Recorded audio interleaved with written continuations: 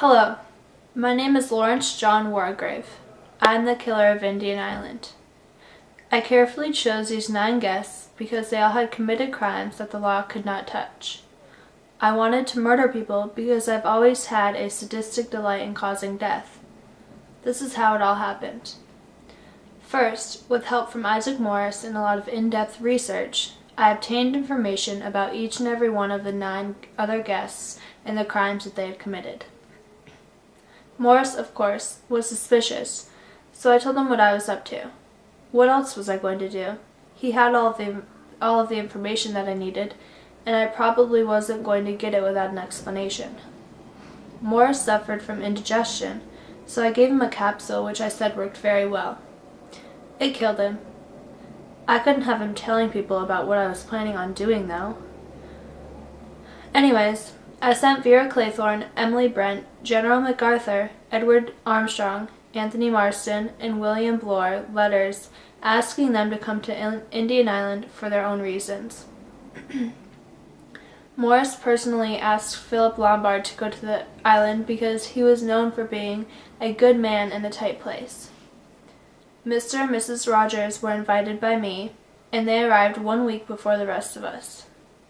I, of course, invited myself.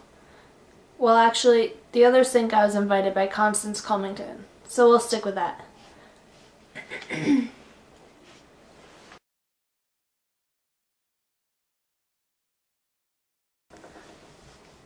The first person on my list was Anthony Marston. He killed 2 innocent children and felt no remorse whatsoever. Although he did have an excuse. He was born without moral responsibility. He was killed off first because, in my opinion, he was most innocent of them all, and I didn't want him to suffer. We were all sitting around the living room making excuses for the accusations that had just been read. I walked, unnoticed, over to the window ledge where Anthony's cup was, and I sneaked a couple of drops of potassium cyanide into it. That was the end of Anthony.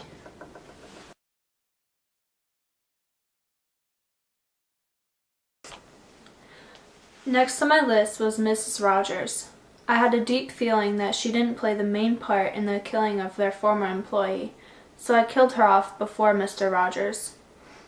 Mrs. Rogers was lying on the couch after fainting because she was so worked up due to the gramophone readings.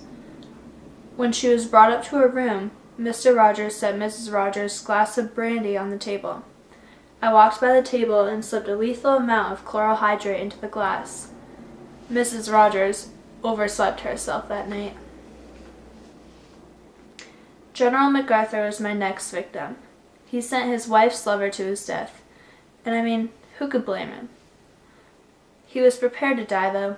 He had been sitting in the open area at the top of the island for hours. When everyone was cooking lunch, I snuck out of the house. I took a life preserver off the shed, snuck up behind him, and hit him in the back of the head. Dr. Armstrong ran up to check on General MacArthur before we started eating lunch and discovered his dead body.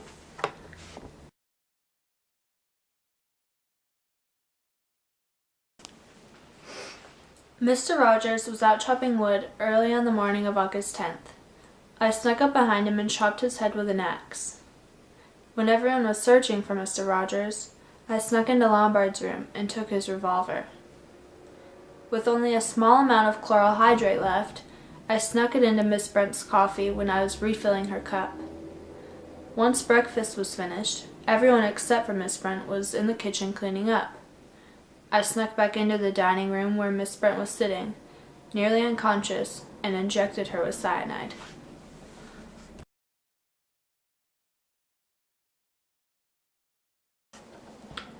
Next to die was me. I fooled Armstrong into faking my death so that I could sneak around the house and spy on the unknown killer. It worked perfectly, just as I'd planned. When Vera Claythorne went into her room for the night, she felt a piece of seaweed cling to her neck. Yes, I put the seaweed there. When she started screaming, Armstrong, Bloor, Lombard, and myself all ran up to check on her, but I fell behind. I quickly staged myself to look like I had been shot in the head and dressed myself in the missing curtain and Miss Brent's missing wool. When the others discovered that I was no longer with them, they came back down to find me. They found me sitting in a chair at the end of the drawing room. Armstrong checked me out and declared me dead. Dr. Armstrong, who performed on a patient while under the influence, was very gullible. So when I told him to follow me to the open part of the island where we can see everyone approach us, he did so voluntarily. I pretended to look at something over the edge of the cliff. I told Armstrong to look too. With one big push, he was off the island and drowning in the sea.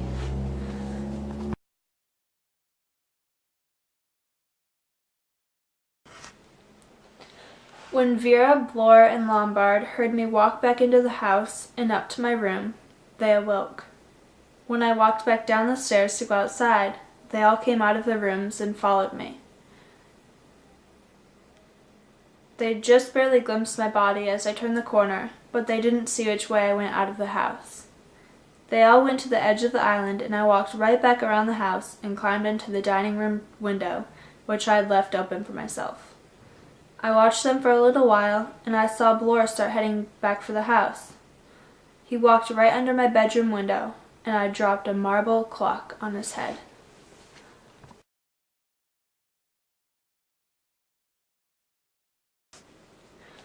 I continued to watch Vera and Lombard from my window. When I saw Vera shoot Lombard, I set up her room.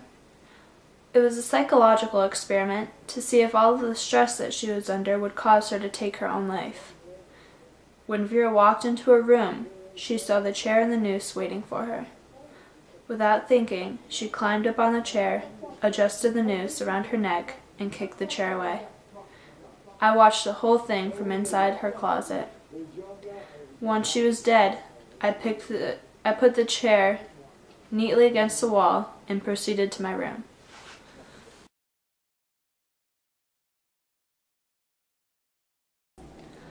The whole point of the Indian Island murders was to commit such a well thought out, carefully planned, complex crime that no one could ever figure out. This meant that no one could be left alive, including the actual killer, me. I retrieved the revolver that Vera dropped at the top of the stairs.